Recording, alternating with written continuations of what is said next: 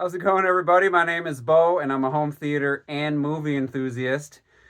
But honestly, I haven't used my home theater or watched a movie in just about a month, which is by far the longest I've ever gone in recent years, especially in the past year when I got my JVC projector on March 28th or 26th, I think, of 2023.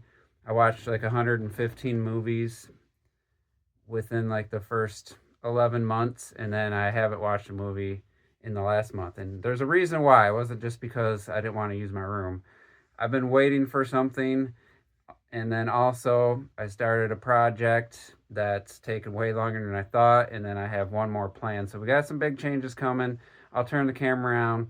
I'll show you what I'm doing, and yeah, we'll see you on the other side. All right, first thing you're going to notice is there's no screen, and my subwoofers are gone. That's just because I needed to get them out of the way to get the screen down. So here's the focal speakers that I didn't really have much video content showing these other than my front wall makeover. They made an appearance at, I don't remember, 4th or 5th episode.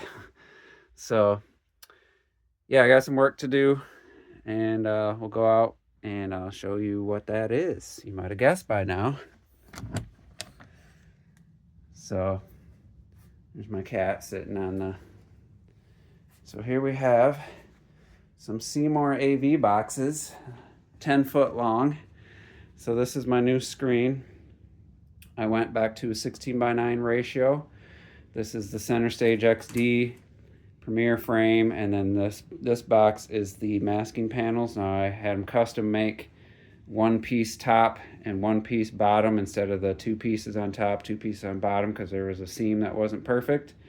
So I had them custom make pieces, and it's in the 2.35 ratio instead of the default 2.37. You also see some boxes back there kind of in the dark, and we'll talk about that. So that's the major project. That's the major expense. It's the same. It's 120 and a half inches and about a half inch wider than my old screen, but about 14 and a half inches taller. So the other thing that's taken me way longer is my PB 3000 replica build. This is a SVS built, modeled after an SVS PB 3000. I have two SB 3000s, and I wanted to try a PB ported and see how that is. So I got the 13, almost 13 7/8 woofer, got the amp board, power cable, and I had to solder on some longer wire for the deeper box. So this has taken me way longer than I thought, and I think I got about 60 hours in here.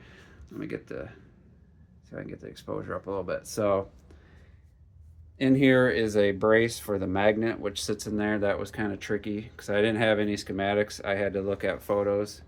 Audioholics did a tear down kind of, and that's where I got. Plus I looked at my SB 3000, which also has the brace, but I had to figure out everything. I had to order some 3.5 inch tubing, which is right here. I painted it black. It's actually from a farm supply company because nobody sells 3.5 inch ID tubing. And then I thought I was just be able to buy port tube openings and stuff. I couldn't find any, especially in that size, so I just made them out of wood, corner radius. So I just finished doing the round over on all four yesterday, and then I'm doing some sealer. I also want to do some wood filler on a couple. Probably won't notice them, but I just want to make it perfect. I don't know exactly how I'm painting it, but I routed out for the amp board, and there you can see all the stuffing. You can see the ports, the port brace, and it's been a lot of work, but it's been really rewarding. I had to buy about, I don't know, $220 worth of tools that I didn't have that I needed, and then borrow a ton of clamps. There's some of mine right there, but I had to borrow, I had like 20 something clamps total to glue this, and I had to do it in segments. Anybody on the build montage Discord on the subwoofer category will know. But it's turned out pretty good, and that's going to replace my SB1000 in the back of my room for now. We'll see how it sounds. I'm assuming everything turned out.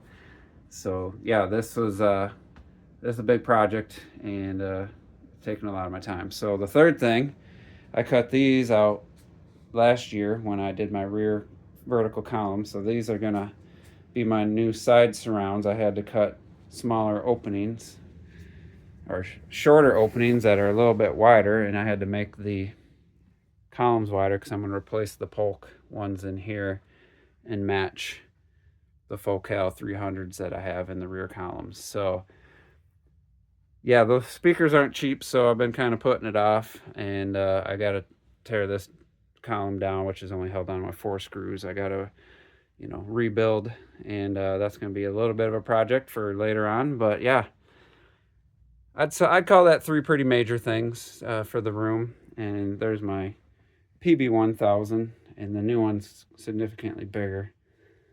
I might make a second one. I don't know. I don't love the idea of having a big subwoofer right where I walk in, because it would stick out, you know, like there. But I got the woofer and amp boards for it, and it's only going to cost maybe another $130 to build a second one. So anyway, that's you know, the update for me. I ain't doing anything else in 2024, I'll tell you that. Maybe next year I'm looking at replacing my Yamaha AVR. Not that I don't like it, but it doesn't support HDR 10 plus, which my JVC projector does, and I just feel like I'm missing out. Maybe not, but I might go to an Anthem 1140 or something. So anyway, that's it. Stay tuned for my video once the screen's up and once the subwoofer's done. And then obviously when I get the new side surrounds and all that in the next couple months. So thanks for watching, and we'll see you next time.